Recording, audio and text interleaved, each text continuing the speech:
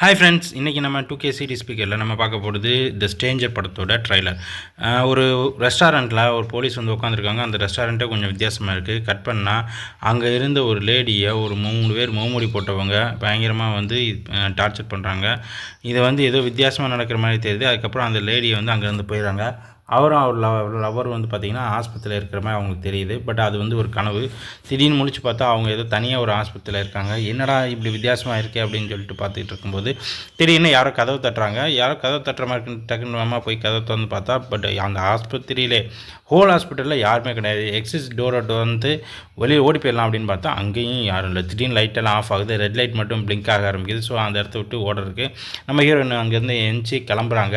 அப்போ ஏதோ ஒரு தூரத்தில் ஒரு அதாவது இன்னொரு பாதை தெரியுது. அந்த பாதை வழியே போகிறாங்க. இங்கிட்டு போயிடலாமான்னு பார்த்துட்டு இருந்தால் யாரோ வர்ற கால்நடை சத்தம் கேட்கு. அங்கே பார்த்தா கோடாலியோட முகமூடி போட்ட ஒருத்தன் வந்துக்கிட்டு இருக்கான்.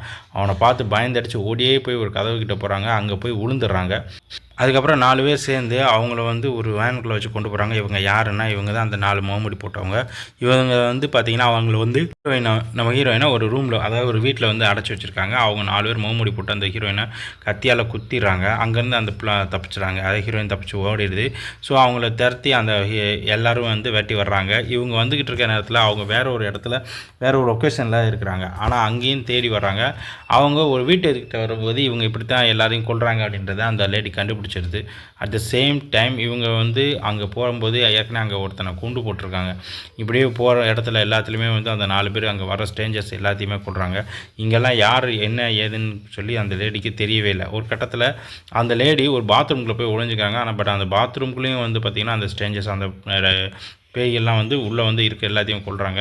இது மாதிரி நிறையா பேர் நடந்துக்கிட்டே இருக்காங்க. கடைசி தப்பிச்சு ஒரு வீட்டுக்குள்ளே வந்து ரூமை திறந்து ரூமை பூட்டிக்கிறாங்க. அங்கேருந்து எல்லாத்தையும் தப்பிச்சிட்டோம் அப்படின்னு நினச்சா அவருக்கு பின்னாலே ஒரு ஸ்ட்ரேஞ்சர் இருக்கான். அவன் வந்து அவனை கத்தியால் குத்து. ஸோ இதுக்கடுத்து என்ன நடக்குது படத்தில் பார்க்கலாம். நன்றி, வணக்கம்.